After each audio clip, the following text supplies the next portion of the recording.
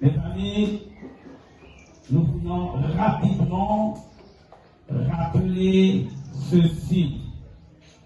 Qu'il y a 2 dimanches que nous avions parlé de ce thème. Dieu met devant toi une porte ouverte.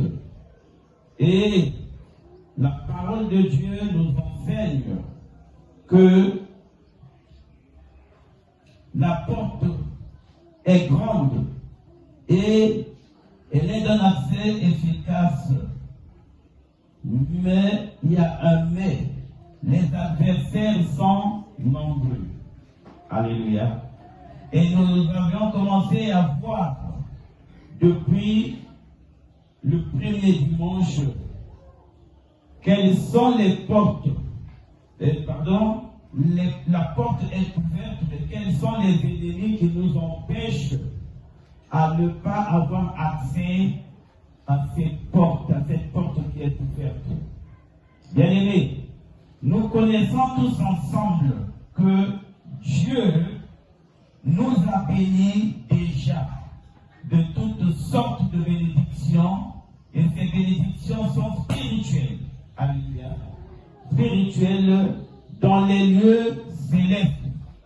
Et puisque ces bénédictions sont spirituelles, c'est à nous de demander la grâce de Dieu par des prières, par des supplications et par des combats afin que ces bénédictions se matérialisent. Nous avions dit et nous comprenons tous ensemble que l'apôtre Paul nous a parlé de l'organigramme du cosmos satanique qui est dans le livre d'Éphésiens. Nous connaissons tous, nous sommes en train de couvrir les temps. Et il a dit que nous n'avons pas à lutter contre la chair et le sang. Alléluia. Nous avons à lutter contre les principautés, contre les dominations, contre le principement des ténèbres, contre les esprits méchants dans les lieux célestes.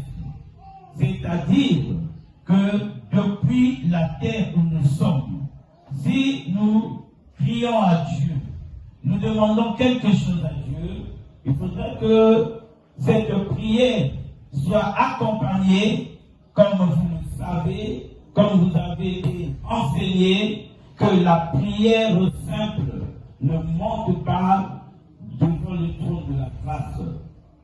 Tout le monde peut prier, mais notre prière doit être accompagnée de la foi. C'est là où Dieu va déclencher la réponse. Et lorsque la réponse vient, si nous constatons que cette réponse tarde à atterrir là où nous sommes, certainement la réponse a été bloquée dans le